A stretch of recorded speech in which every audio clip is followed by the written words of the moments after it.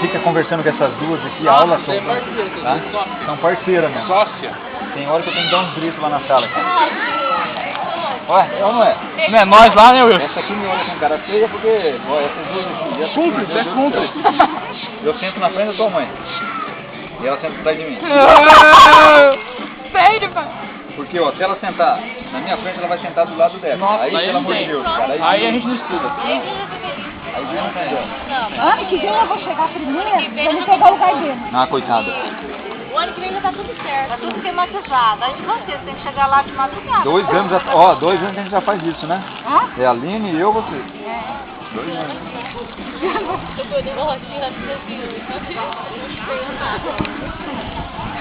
Mas fala da nota, que se eu tiro DA2, você não fala, né? Mas porque é nós mesmo que dá nota pra nós, né? Ah, viu, ó, eu dei nota pra você, viu? Graças a gente que tirou a DA2, viu? Você deu uma invertida no salário família. A família? É. Ah, não, mas é que... Você colocou INSS, arrepender.